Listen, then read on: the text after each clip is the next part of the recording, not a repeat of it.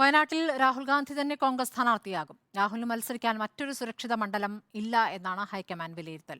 ഇടതു പാർട്ടികൾക്കെതിരെ മത്സരിക്കുന്നത് ഇന്ത്യ സഖ്യത്തിൽ വിള്ളലുണ്ടാക്കുമെന്ന വാദം AICC തള്ളി. KC വേണുഗോപാൽ ആലപ്പുഴയിൽ മത്സരിക്കുന്നതിൽ ദേശീയ നേതൃത്വത്തിന് ആശയക്കുഴപ്പമുണ്ട്. രാഹുൽ ഗാന്ധി വയനാട്ടിൽ തന്നെ മത്സരിക്കും എന്നതിലേക്കാണ് ചർച്ചകൾ നീങ്ങുന്നത്. രാഹുലിനെ തെലങ്കാനയും കർണാടകയും സ്വാഗതം ചെയ്യുന്നുണ്ടെങ്കിലും വയനാട് പോലെ സുരക്ഷിത മണ്ഡലം ഇല്ലെന്നാണ് ഹൈക്കമാൻഡ് വിലയിരുത്തൽ. മറ്റൊരു മണ്ഡലത്തെക്കുറിച്ച് രാഹുലും ഇതുവരെ മനസ്സ് തുറന്നിട്ടില്ല. സാധാരണ രാഹുൽ മത്സരിക്കുന്ന മണ്ഡലത്തെക്കുറിച്ച് ഹൈക്കമാൻഡ് പഠനം നടത്തുന്ന രീതിയുണ്ട്. ഇത്തവണ അതും ഉണ്ടായിട്ടില്ല. രണ്ടാം മണ്ഡലമായി അമേഠിയും പരിഗണനയിൽ ഉണ്ട്. അമേഠിയുടെ കാര്യത്തിൽ അന്തിമ തീരുമാനം പിന്നീട് ഉണ്ടാകും. കേരളത്തിൽ കോൺഗ്രസ് ഇടതു പോരാട്ടം ദേശീയ കോൺഗ്രസ് നേതാക്കൾ ന്യായീകരിക്കുന്നതും രാഹുലിന് വേണ്ടിയാണ്.